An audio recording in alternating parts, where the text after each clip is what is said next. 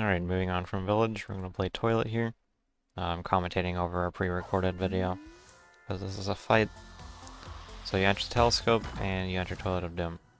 It's the only level left that has not been completed. Remember to use fast telescope animations and all that. Here at the start, you're basically just dive boosting in a straight line as best you can. You have to, these dweller guys that are running around are kind of RNG, so you have to dodge them to watch out for that. You can do the slide on this tree root and then into a dive boost, small optimization you can do. It's a little finicky though, so you don't have to do it if you're struggling. You just go ahead, take the hook shots, dive boost into the arena. And here you want to get into the corner like this, so the toilet throws the cherry into the wall behind you. And you want basically a visual cue for this, for when to start going. The toilet will always spawn over here, if you do this correctly. You just do 2 dive boosts, like, upright. So the visual cue I like to use is when you start the fight, you just stay here. The toilet will do a few jumps, and then one of the jumps will be, like, a bit higher than the other jumps, and when I see that specific jump, that's when I start moving towards the area. If you go too early, you'll spawn somewhere else. So you gotta keep that in mind. You can't just go preemptively. So like that jump was a little bit higher than the other one, so that's when I start going. Yeah, just like that. You can find your own visual cue, or use that, or get used to the timing or whatever. The goal is basically, like, he'll shoot the cherry and it'll go right into the wall. And the bubble will explode as soon as possible. You just pick up the cherry and just walk towards him and spam, like, the throw button to throw it at him as soon as you can. Just like that. And here you just dodge the attack by just jumping. And then you just time the hookshot as well as you can. And here you stall in the air a little bit, and go back on the hookshot and dive behind him like that. So, just hookshot into him. You stall in the air for a little bit like that, and then you take the hookshot again, and then you jump and dive behind him as he appears. And then he'll turn around and he'll throw the cherry again into the wall like that. This one's a little bit tricky. And if you mess it up, then you just go chase the cherry down, and it's not that bad. But you can type toilet fight into the console if you have console commands plus installed. If you type just toilet fight with no spaces, it will take you to this fight, so it's very easy to practice. This time just 3 jumps, so just keep dodging that, and then time the hookshot again. And you basically want to do something similar here. You just want to stall for a little bit, and then hookshot. And you just want to get in front of him like that, and you want to switch to your brewer. And you want to charge the brewer, just keep holding down the brewer, and then you just kind of jump in his face when he's about to jump up. And what that will do is normally the toilet wants to jump into the center of the arena. He wants to jump into the center, and that takes like a second or two, and then the bubbles will spawn. But for whatever reason, if you like charge a brewer and like just stand against them and jump a little bit, he'll just be stuck to the floor, and he won't actually jump into the center, and he'll just land immediately on the ground again, and the bubbles will spawn instantly. So it's a small time save you can go for. And then you just switch back to sprint head and keep playing the phase. So the bubbles where they spawn and where the cherry will be is random, so you just have to react to that. But basically you're just taking the hook shot and trying to get to the cherry as fast as you can. And you want to, most of the time you'll want to immediately throw the cherry as soon as you hit the bubble. But if the toilet is far away from the bubble, you'll have to keep that in mind. You can't throw it right away, you'll have to land first and kind of walk towards the toilet with it. And then jump and throw it. Because if you throw it while you're too far away, it will actually not do damage.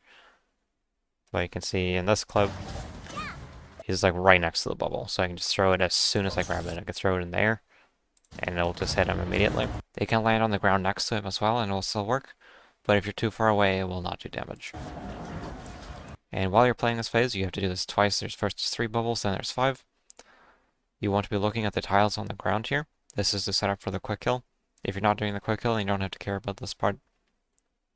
But if you're doing the quick kill, you want to look at these tiles. There's like, this tile is like long and dark, and this tile 2 to the left of it is also long and dark. So those are the 2 tiles you're looking for, and you want to be on this one. At the end of the phase, you want to be on this tile on the left here. So I'm like keeping an eye out for that while I'm playing here. Got good RNG here, the cherry spawned like right in front of me.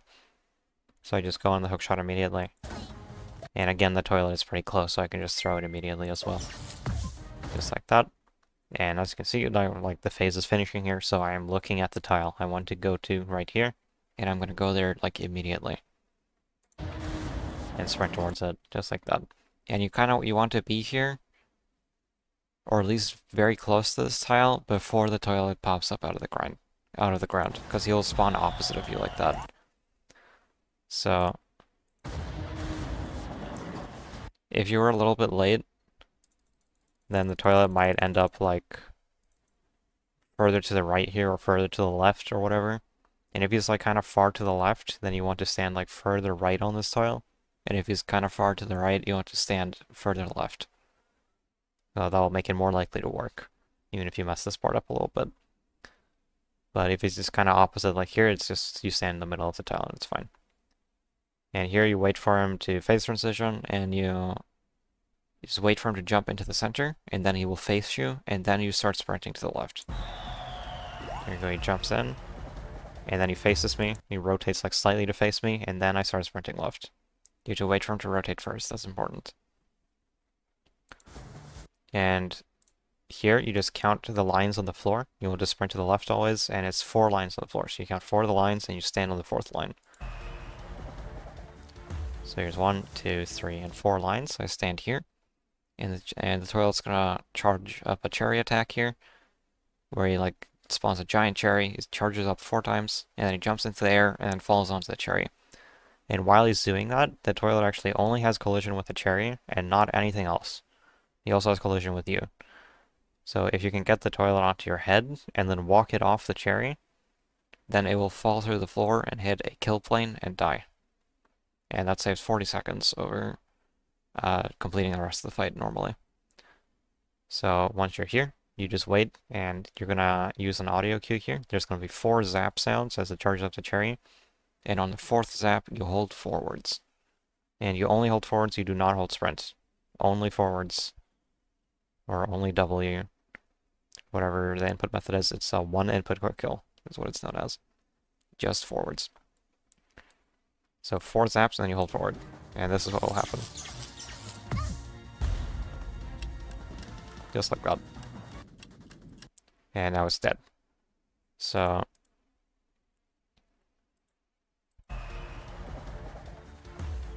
there are 2 ways this can fail, and it basically just boils down to you were too early or you're too late.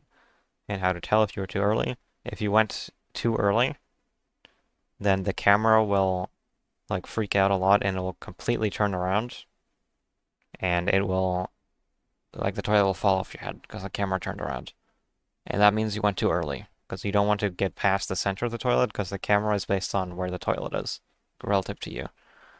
So you have to like get on the, like, have the toilet on top of you in a way so the center of the toilet is still in front of you. And if you're too late, then you either just, the toilet does not fall onto your head and it just falls onto the cherry instead, or you get stuck inside the cherry, or the toilet does fall onto your head, but then it falls off very shortly afterwards. And that means you were too late on the input. So with those 2 things in mind, you can practice this and just adjust your reaction to the audio cue as needed. It was very easy to practice and very easy to get down if you just spend a little bit of time getting used to it. You just hold forwards, and the camera will always spin around a little bit, but you just keep holding forwards, as you see. Only keep holding forwards. Even if the camera wiggles a little bit, that's normal. You just keep holding forwards. And then when you're off the cherry, you can hold back to make it fall off your head a little bit quicker. You can see I hold back on the input display here. You can see I held back for a little bit to get the toilet to fall off a little bit faster.